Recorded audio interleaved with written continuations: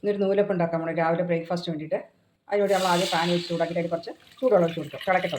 നമുക്ക് അതിലേക്ക് ഉപ്പിട്ട് കൊടുക്കാം. നമുക്ക് ഇളക്കി കൊടുക്കാം. ആവശ്യമുള്ള ഇടിയപ്പം പൊടി നമ്മൾ ഇട്ട് കൊടുക്കുന്നുണ്ട്. 2 പേർക്കുള്ളതേ ആവശ്യമുള്ളൂ.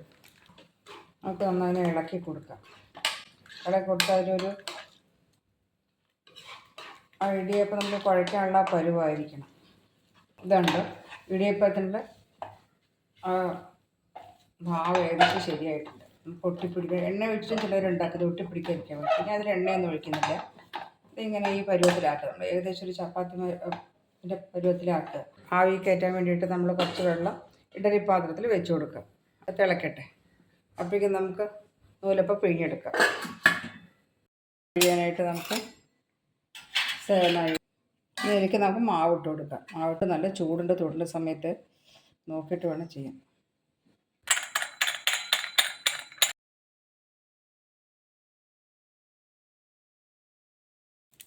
ഇത് ഈ മാവൊക്കെ നല്ല മാവായതുകൊണ്ട് നന്നായി പിഴിഞ്ഞാൽ കിട്ടുന്നുണ്ട്. ചില സമയത്ത് നമുക്ക് പിഴിഞ്ഞാൽ നമുക്ക് കിട്ടില്ല. അപ്പോൾ നല്ല നൈസായിട്ട് ഇതങ്ങനെ വീണ് കിട്ടണം. അപ്പോഴേ ആ നൂലപ്പത്തിനൊരു കാണാനും ഭംഗി, കഴിക്കാനും ഭംഗി, ഒരു സ്വാദുണ്ടാവും. നമ്മൾ അതിലേക്ക് മാറ്റിയിട്ട് കൊടുക്കണം ഓരോന്നോരോന്നിലേക്ക്.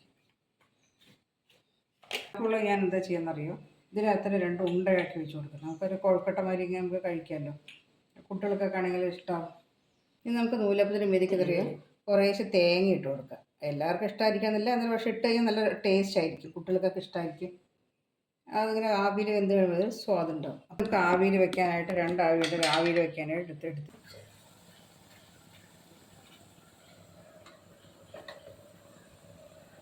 അത് വേവട്ടെ. 5 മിനിറ്റ് കൂട്ടി കഴിക്കാൻ വേണ്ടി നമുക്ക് നല്ല ചട്നി വേണ്ടേ. അപ്പോൾ അതിന് വേണ്ടി നമ്മൾ തേങ്ങ ചിരുമി വെച്ചിട്ടുണ്ട്. അപ്പോൾ ആ തേങ്ങ ഇട്ട് കൊടുക്കാം. തേങ്ങ അതിനകത്ത് ഇട്ട് കൊടുക്കുക.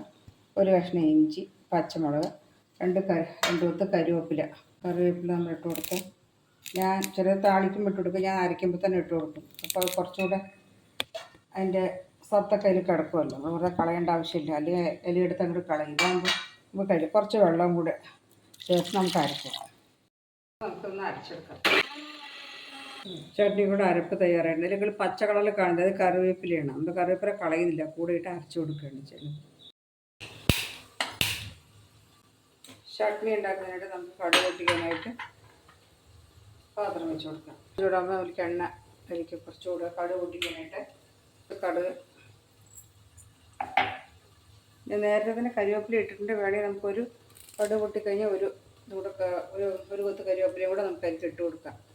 എത്ര കഴിച്ചാലും നല്ലതല്ലേ. അപ്പോൾ കറിവേപ്പില ഒരു കൊത്തുകൂടെ ഇട്ട് കൊടുക്കാം. ചൂട് തീ ഒന്ന് കുറയ്ക്കാം. തീ കുറച്ചിട്ട് നമുക്ക് ചട്നിയിലേക്ക് ഇട്ട് കൊടുക്കാം. കുറച്ച് ഉപ്പ് കൂടെ ഇട്ട് കൊടുക്കാം ആവശ്യത്തിന്. അങ്ങനെ റെഡി ആയിട്ടുണ്ട്.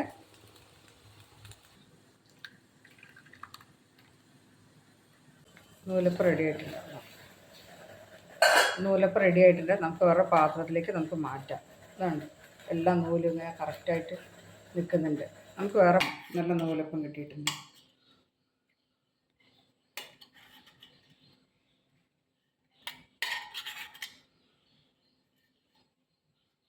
ഒഴിച്ച് വെച്ചാൽ ബാക്കി ഉണ്ടായിരുന്ന ആ കൊഴുക്കട്ട 2 കൊഴുക്കട്ടയുണ്ട്. ബാക്കി നല്ല നൂലപ്പം കിട്ടി. നല്ല സോഫ്റ്റായ നൂലപ്പാണ്. രാവിലെ ബ്രേക്ക്ഫാസ്റ്റിന് ഇതിനോട് നമുക്ക് ഞാൻ ഇന്ന് ചട്നി ഉണ്ടാക്കണേ. വേറെ സാമ്പാറോ അല്ലെങ്കിൽ മുട്ടക്കറിയോ എന്ത് വേണമെങ്കിൽ നമുക്ക് ഉണ്ടാക്കി നമുക്ക് അതിൻ്റെ കൂടെ കഴിക്കാം. നല്ല തേങ്ങാ ചട്നി ഇതും കൂടെ കൂട്ടി നമുക്ക് കഴിക്കാം.